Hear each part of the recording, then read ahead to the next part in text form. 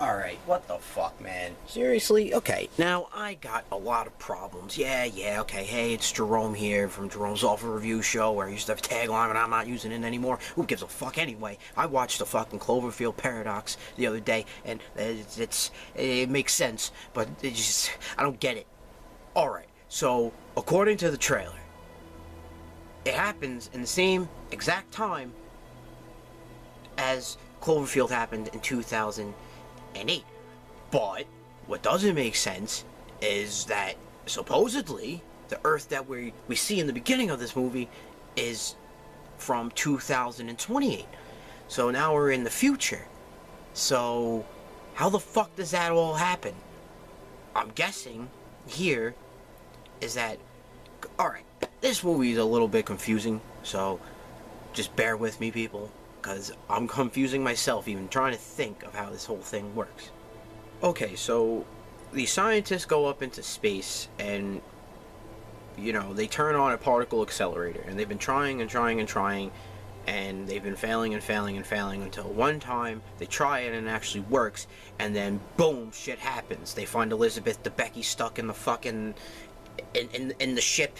Yeah, it was pretty brutal, but you figure out that by them doing the particle accelerator, they did what literally happened in Crisis on Infinite Earths. Like, instead of how the antimatter came in like that, just think of how the Earths are now trying to come together, and once they come together, it causes this catastrophe. Because that's basically how this works. They have Earth 1, Earth 2, and supposedly Earth 3 that are all combining together, but I think only the people that are in the movie only know that it's 2 Earths, but there's a theory saying it's 3 Earths because the 10 Cloverfield Lane Earth, and then the Cloverfield Earth, and then the Earth we just established in Paradox are all 3 different Earths. But then if you look at the trailer from Paradox that was released during the Super Bowl, it says that's the same exact time as the fucking Cloverfield movie 2008. Jesus Christ, it doesn't make sense. But anyway, I don't get it. I get what happens. I kind of get it, but where do the monsters come from? Like, I get it. So when they were combining the Earths, and then when they redid it again to set back the course, it's like what Donald Logue said in the beginning of the movie, that it can affect the past, the present, and the future. So you see, I get that part. I get that entirely. It makes sense, you know, like, because, you know, it's all the meshing of all these Earths, and then when they realign everything and they go bang, and then I guess what it is that some of the Earths that had these events now intertwine on different Earths, on different Earths. So now I'm thinking is that Earth 1 is Cloverfield, the first Cloverfield movie. Earth 2 is 10 Cloverfield Lane, and Earth 3 would be Paradox. And then now, supposedly, there's a 4th one coming out. Well, it's not supposed, it's, you know, it's there, but the 4th one is going to be set in right before D-Day, and it's basically the army is going to fight monsters, mutant monsters or something like that. So that's probably going to be Earth 4. So I think they're basically how it's all connected is it's a multiverse theory type thing. So but it still doesn't explain where the monsters came from, really, because if you look at all of like the surrounding shit of Cloverfield, I'm just talking about the actual movie Cloverfield, there's a lot of shit that, you know, it's a little bit confusing if you don't have any idea what you're trying to look for. But they did like a viral marketing where they would release like news clips, and it was supposed to hype you up for the movie. And then they did that for 10 Cloverfield Lane. So it's just like, I don't know if they did it for Paradox. I think they actually did with Donald Logue, and he was going out saying, oh, it's like they got to stop doing all this particle accelerator experimenting because, you know, it's going to destroy the world, blah, blah, blah.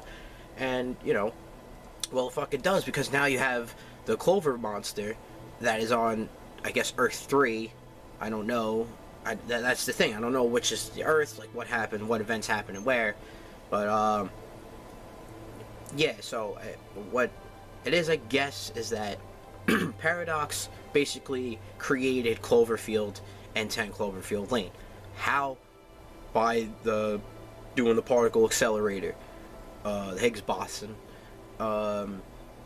So basically, how you have to look at the entire picture is this 10 Cloverfield Paradox is what sets off everything else. So it's like Earth used to just be normal, and then when the particle accelerator happened and basically, you know, put the Earths together and then split them apart, leaving different shit there, you know, because it's a wonky movie. But let's talk about the movie in general for a second. The movie as a movie is actually pretty darn entertaining. What I do not like about it is how they just basically sprinkled, and I literally mean like a sprinkle of the Cloverfield monster in there to get you invested into the movie, because they didn't need to do that. That could have been a movie in it, like, of its own. It didn't need to have the Clover monster in there, but they put it in there to just be like, oh, it's in the Clover universe, which is like a little bit, you know, a little bit shitty, you know, because the movie was fine when it's in space and they're trying to figure out the whole worlds and shit, but then they start going into the Earth, and then it's just like the Clover monster, but you don't see it until the end, and then it's like, by that point, it's a cop-out. So, I don't know. The movie, when it's in space, it's really entertaining because it's really weird, and you're trying to figure out what the fuck is happening, and things are literally just happening, like random ass shit is happening, and it's a joy in that aspect. You know, Baron Zemo's in it from Civil War, and he's basically Baron Zemo. Elizabeth Debicki's in it for about like 20 minutes, but she gets like the main card. I don't know. This is weird, but yeah. Overall, the movie is it's okay. I think them adding Cloverfield, like the Cloverfield monster, kind of was a cop out and made it a little less than what it is, because, you know, they don't even focus on like the Earth aspect. It's mainly all in space, and you get like 3 scenes from Earth, and, you know, they're all boring because you don't see the Cloverfield monster. Like, the ending is fucking great because it's suspenseful, but if you were to build up the Cloverfield monster, I think it would have worked a little bit more, because now you're understanding, like, oh shit, yeah, they shouldn't be coming back down, because now look at what's happening. But you don't really get that. You only see like Clover for literally like a second, and they pull some like Godzilla 2014 shit on you, and like hiding in the shadows. Like, dude, we've seen what it looked like. It came out 10 years ago. We know exactly what it looks like. Just show them rampaging for a bit, and we'd be like, holy shit, we got a little bit of that. And then when we get to the ending, when they're coming down, and then you get that, because that ending, the last like literally like 2 minutes, is suspenseful as shit. But, you know, you don't see Cloverfield until the literal last fucking scene, so it's like, it feels like a fucking cop-out now. But yeah, I'd watch the movie. It's not bad, but it's just confusing because now it's supposed to intertwine everything. Yeah, I'm just rambling now.